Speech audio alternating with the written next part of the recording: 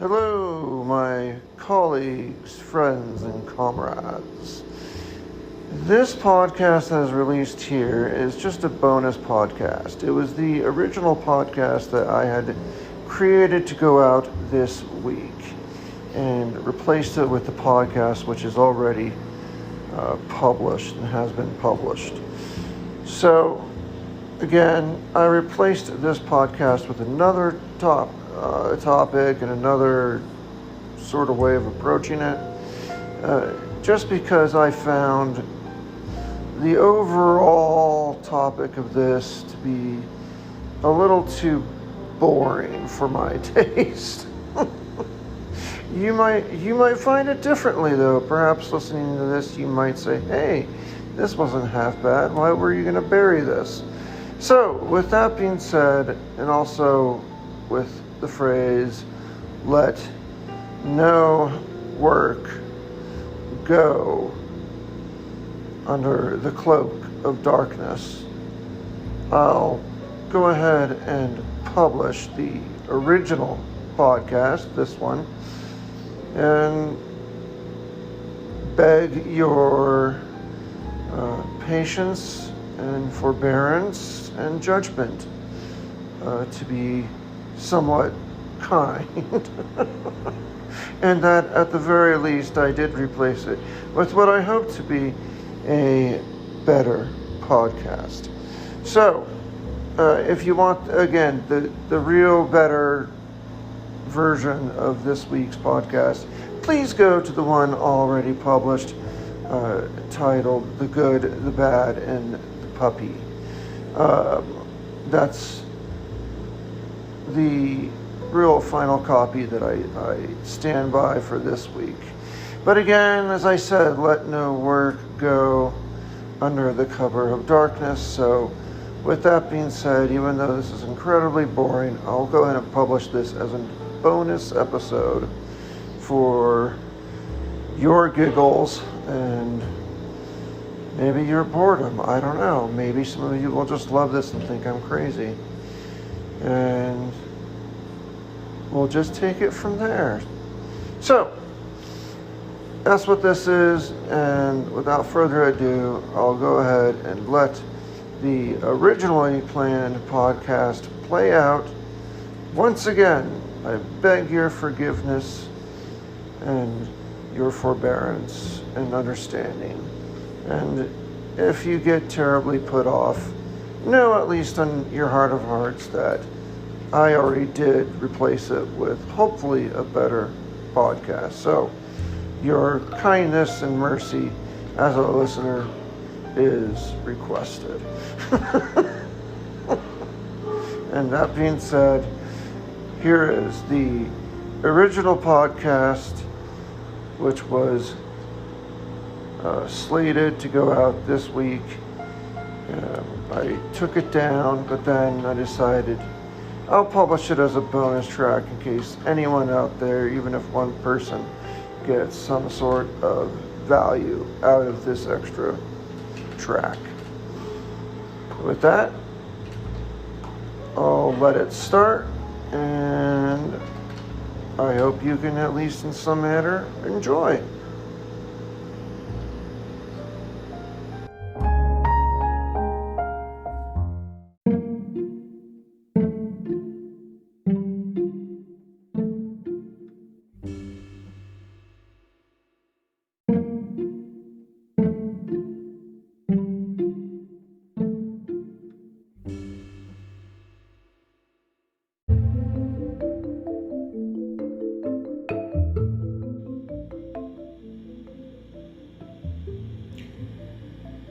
Welcome to episode 53 of My Dog Will Eat My Face. Now, the title of this podcast is not just clickbait, even though it's partly clickbait, I admit, but I actually wanted to draw a comparison between two taboos in society. One taboo, which is, well, I'd say rather pretty well reasoned. Kuru, for example, is a serious brain disease that can result from prolonged human cannibalism. And that's just one serious fallout from human cannibalism. And it's a terrible disease. From what I hear, it just eats at the brain until you die. So, no thank you. And I think that taboo against cannibalism, like I said, is well reasoned and well placed. I think most of us are revolted at the idea of doing that, and I'm okay with that. However, there is another taboo in our society which I don't think is well placed and not nearly as well deserving of its placement as cannibalism, and that is mental health. And I don't think many people could disagree with me that this is a taboo, perhaps not as a severe taboo, but nonetheless a taboo within our culture to openly even discuss mental health issues. It's something that has plagued our society for quite some time. It started for as long as time can tell. As soon as humans started to record media and television and radio, mental health issues were given either the most disparaging names or just the silliest of names to try to not discuss the topic or to shun it or to bury it away and make sure that everyone who listened knew that those who had mental health issues are the crazy people. It's the guy mumbling to himself on the city bus. It's the guy who's peeing upside down in an alleyway and thinks he is Mother Teresa. Joke's on them, that actually was Mother Teresa doing that. Anyway, we all know that taboo was well formed, in the 50s and 60s as television and radio really blossomed. And as the public discourse became more open, this particular topic was not. It was not more open. And it's certainly improved since the 50s and 60s, but not by much, I'd say. It's certainly improved by a little bit. We don't do the name calling generally. We don't assume that everyone with some sort of mental disease is a complete psycho. We don't jump to that. We don't immediately think Norman Bates. Well, I think actually still a good portion of us do, unfortunately, actually. And that's a problem. That is a serious problem, in my opinion. Because if it's something that we can't discuss, it's something we can't remedy, it's something we can't have a plan to deal with, it's something that we as a culture cannot tackle and have some sort of means of improving the lives of those people who have mental illness, and also the lives of those people whose loved ones or people around them who have mental illness. And I'm actually very open about this topic today for one particular reason. And I'll touch on that here in a little bit, but as you know, if you're a listener, I've come down with kidney failure. And with that has certain consequences. And like I said, I'll get into that further in the podcast. But I just wanted to first express the topic for today, and that I think this is a taboo that should be, like so many others, laid to rest.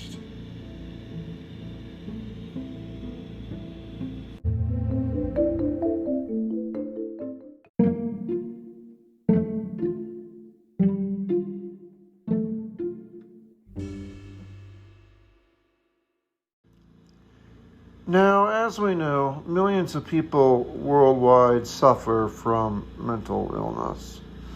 And I am here to say I am one of them. Now, again, if you are a listener, this isn't a shock. I, in previous episodes, have openly discussed my issues with depression from my disease and from the cards that have been dealt to me. Now, depression is certainly a form of mental illness, and it isn't a primary issue for me per se, but it is a significant problem, and even though it's secondarily caused by my physical illness, it's still just as profound as the next guy who may or may not have such an overt and easy to pinpoint cause. I think when you have an easy to pinpoint cause, people are more forgiving. If you have a deadly disease, people are like, well, of course you're depressed. That makes sense. If your children died in a horrible accident, people say, well, of course you're depressed. Your children died. If you go bankrupt and you're depressed, people will say, oh, well, of course you're depressed. You have a right to be. So they kind of give some mercy with respect to their judgment and their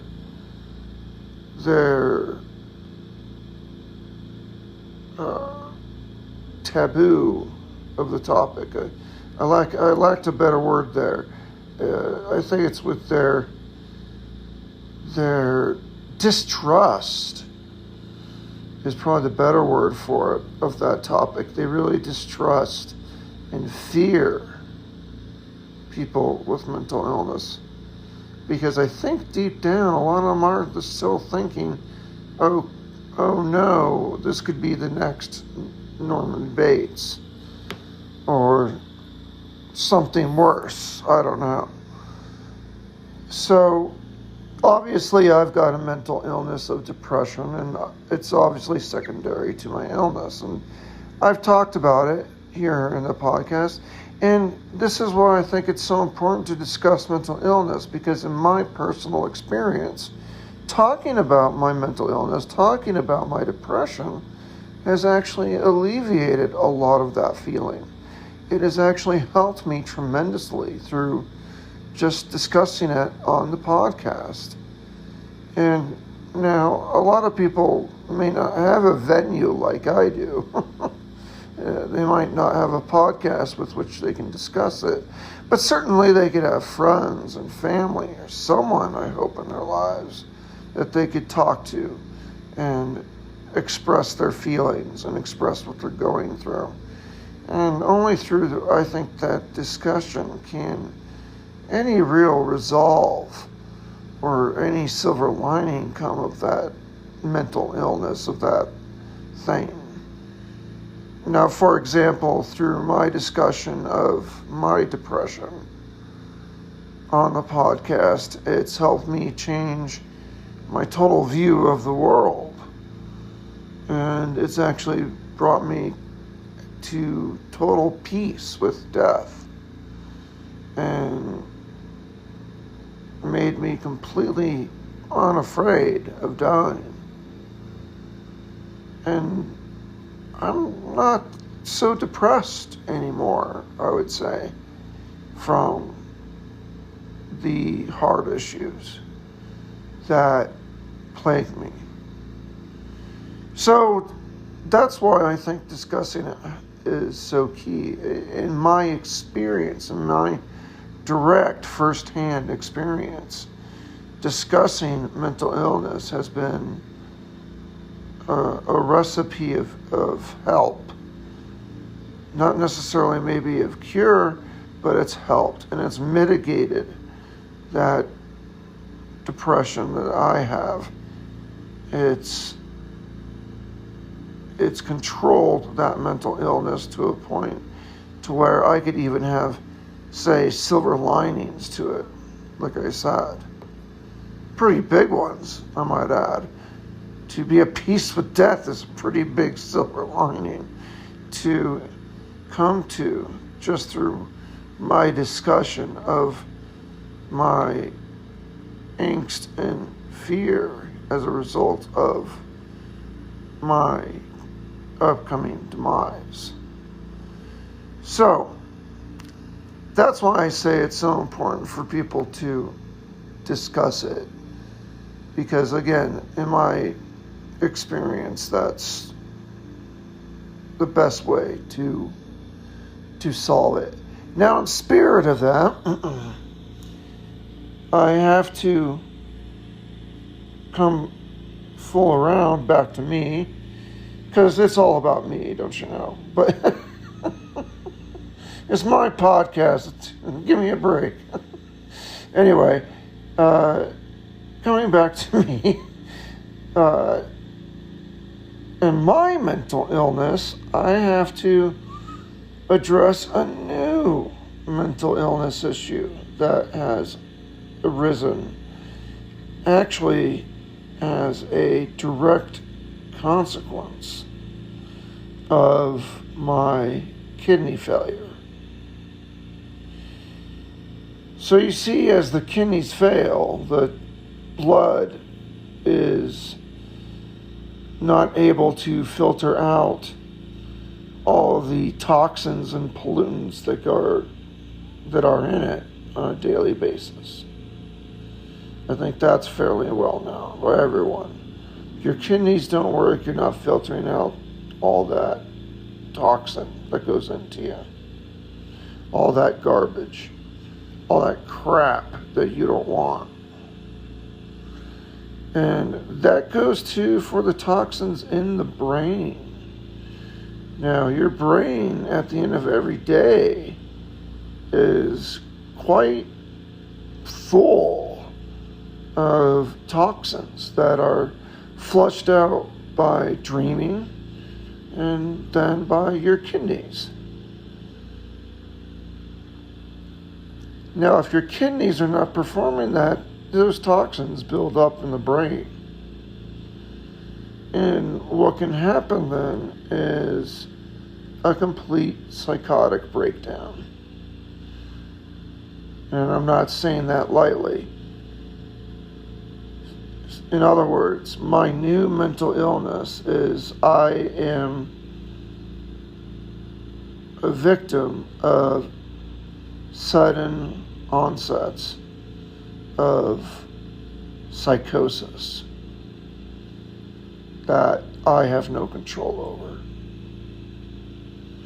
How scary is that? 1 minute I'm fine. 1 minute I'm right with roses. And then the next, I'm bursting through doors, demanding that everyone get up or we're going to be late to the train for Warsaw. And everyone in my family just looks at me like I'm nuts, because I am. I'm completely nuts. And I see and I hear things that are not real, but I fully interact with them, moving my body, going from room to room, shouting, doing whatever. And behaving as though everything I'm seeing and hearing is real. Now, when this happens, I also don't remember most of it. It's almost like a dream state, to be honest. It's very much like a dream state where I sort of remember bits and pieces, but I don't necessarily remember the whole event. And in some good cases, I can snap out of it very quickly, and I'll notice my hands are in a strange position, and I'll catch them still moving, like picking up items off a shelf that isn't there. That's happened. And I've had mental breakdowns so bad to where the dinner party, which was gathered by my family, was canceled because I was speaking such nonsense and causing such a scene. So it's a serious issue that I have now developed. And I have to find a way, somehow, to cope.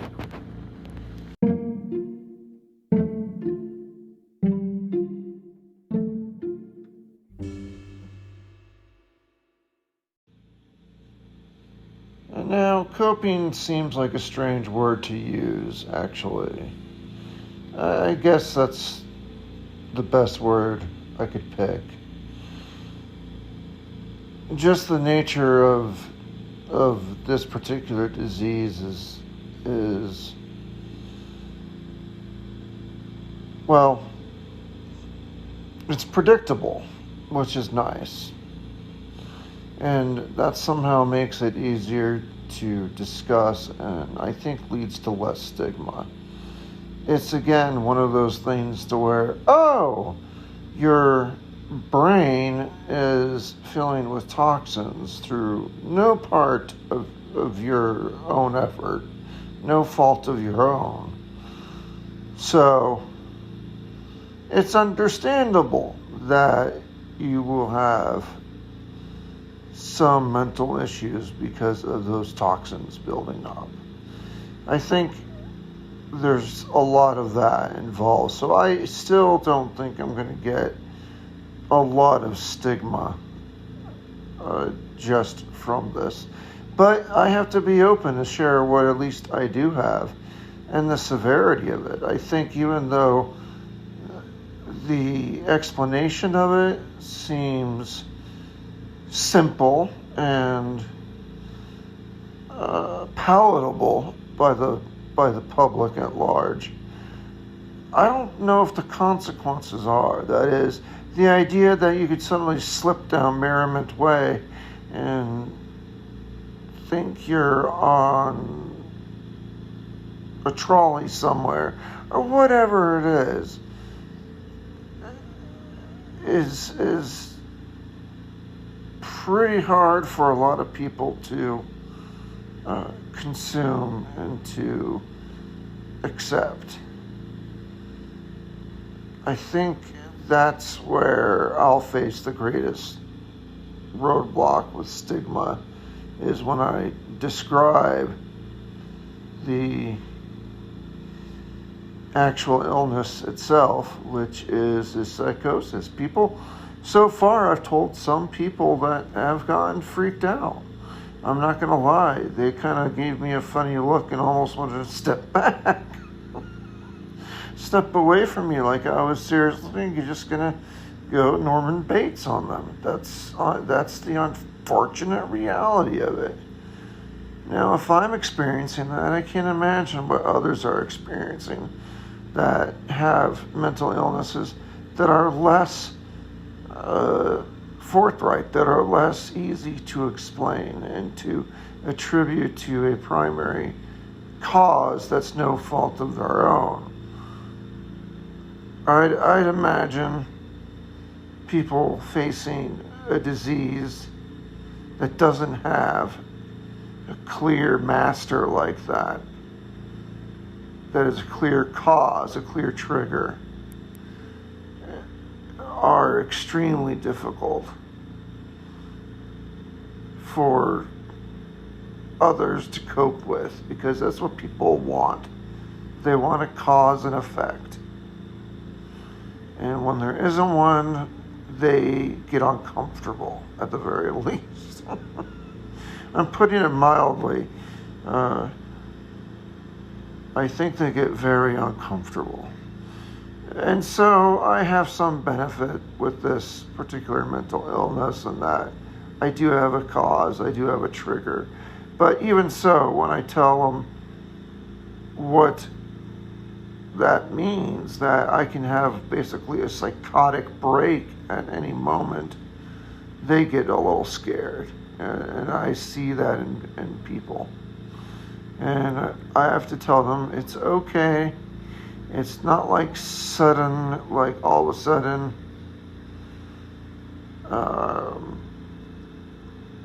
I just start muttering, I have to kill the babies, or something crazy like that.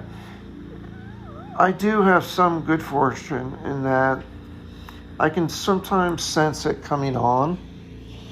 It's a strange feeling. It's like a buzz in the back of the head.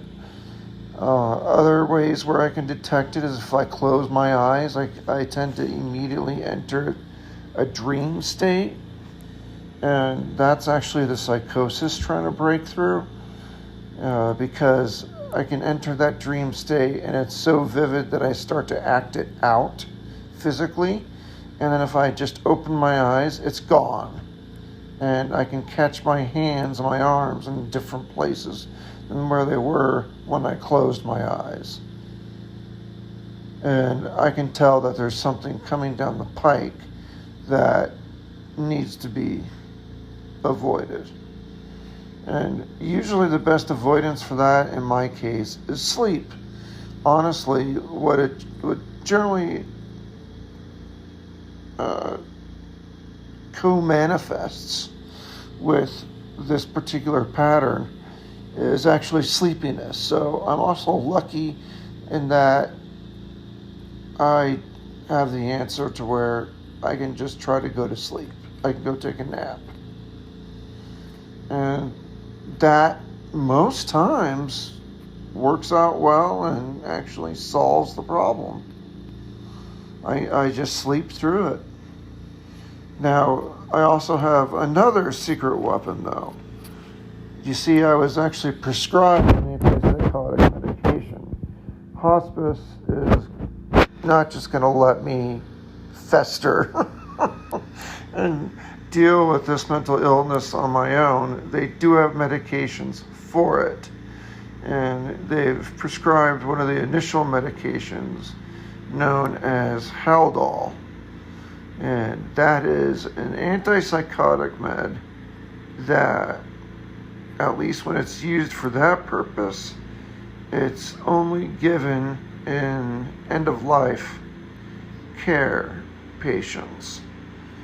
And the reason for that is because if you take it over an extended period of time on a long-term basis, you can get basically like a nervous tick and itch to where your hands start moving and you get a little twitchy, a little goofy like that. You get a little Michael J. Foxy. And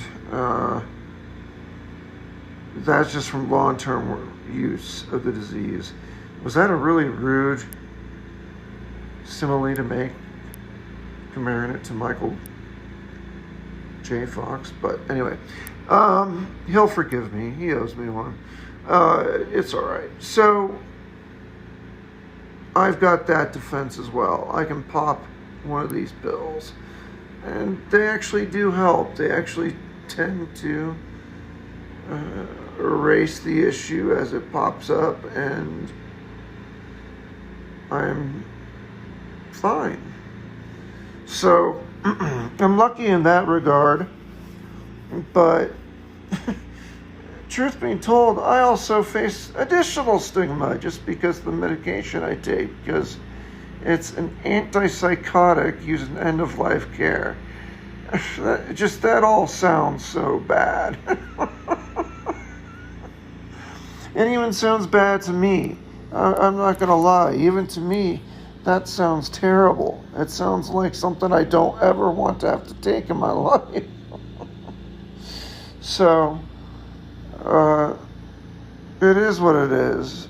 But, for some people, it doesn't matter what it is, where it comes from, what the cause is, how you're battling it, whether or not you have a cure or control, they're still going to stigmatize it. And we've got to frankly stand up to those people and make sure they understand that that is not okay. Just to be blunt, we need to tell people that have a fit over mental health issues or back up and treat it like everyone with mental health is a mass murderer or anyone with mental health issues is a mass murderer. They need to basically be verbally slapped across the face and told how foolish that is. Just straight up, it is foolish to think that way. And the more people I think know about it, and the varying amounts of people who have mental health issues, I think also that resistance will decline substantially, that people will become more understanding. Because now it's suddenly not a total stranger or a colleague who has the issue. It's suddenly a son or a husband or a brother or a sister or what have you.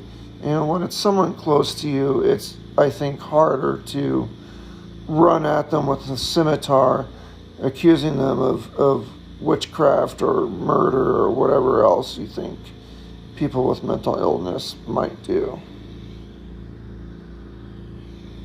So I think as time goes on, people need to just be more open about it, be more forthwith, and eventually, hopefully, the common folk will settle down and realize that mental illness is something we have to address rationally, like I do. And I hate to say it like that. Look at me. But no, like I do. I approach it rationally. If I get the warning signs, one of the things I can do is take a nap. So that's something I generally do. I also have the opportunity to pop a pill. And that's something that I do. So there are ways to rationally go after this and not shun it, not talk about it, not ignore it. So I don't ignore those events that happened in front of my family and friends that scared them. I freely talk about them and ask them what they saw and what their experience was like, and tell them exactly what's going on, and to not be afraid. And that next time, if you see me starting to act out, one of the best things you could do is tell me to go to bed or take a nap. And hopefully somewhere in my head I'll hear you and I'll understand what you mean. So that's what I think we've got to do to manage mental illness on a national level. It's got to be addressed as a common problem so that we can have a rational solution on how to manage it and give those people with it back their lives that they deserve to live.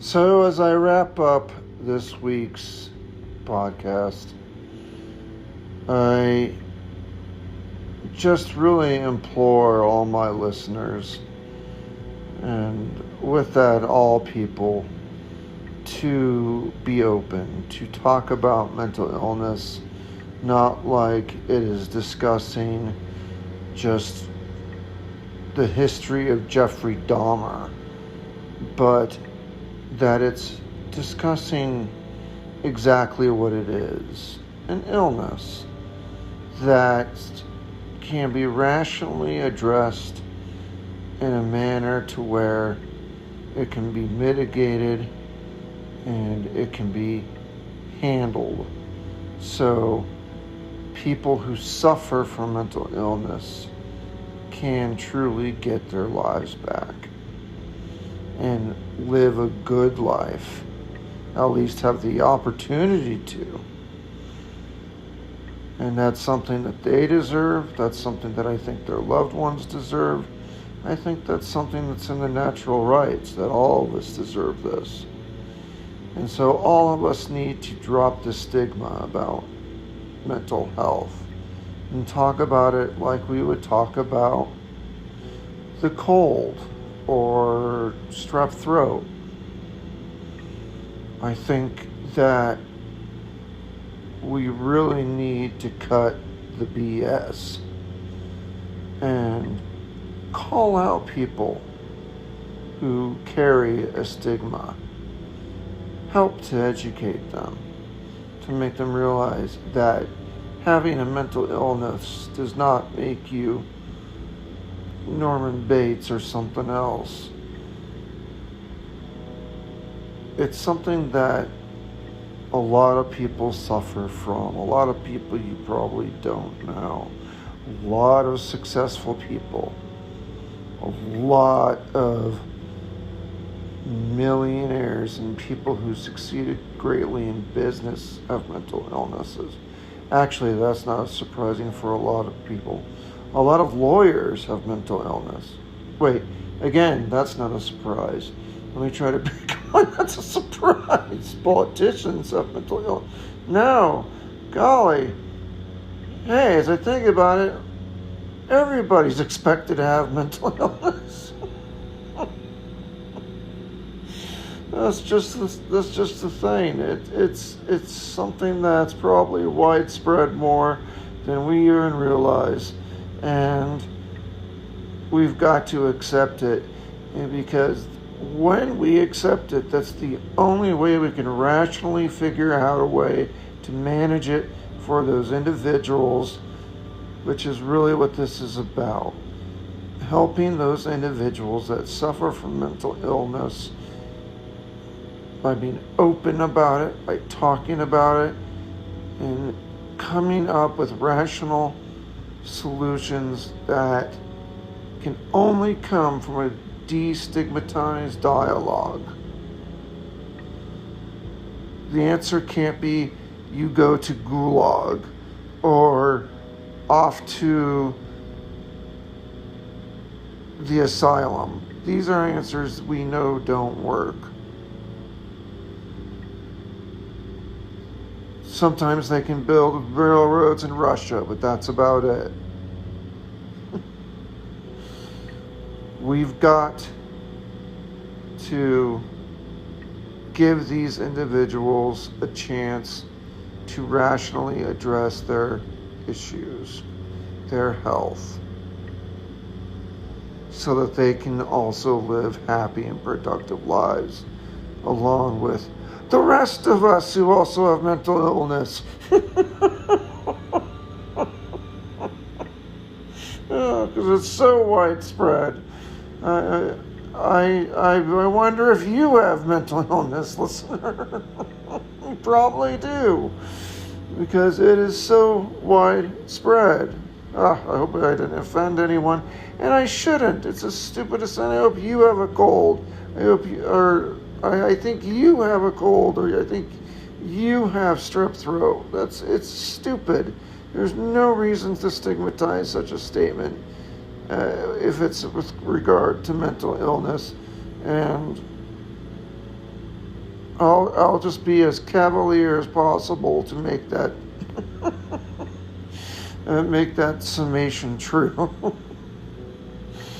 So, with that said, I that's where I stand with respect to mental illness, and wish me luck in dealing with this new unleashed tiger from its cage, this new illness that I have to contend with in my day-to-day life. Let's hope I don't do anything too cuckoo. And I can develop a rational plan and have a rational plan to manage it and to minimize it, so I can live the last days of my life like I should, because I deserve that as a human being. So with that, if you liked this podcast, please follow it. Please turn on notifications so you're notified of future podcasts. And if you really, really like this podcast, you can support it by going to patreon.com/mydogwilleatmyface. I will include a link in the description. But above all else, I do sincerely thank all of you, my dear listeners, from the bottom of my heart, for tuning into my show and listening to the little things that I have to say. And I appreciate that. From the bottom of my heart, I really do. So, never forget that. I love you all, and for now, I must say, auf Wiedersehen.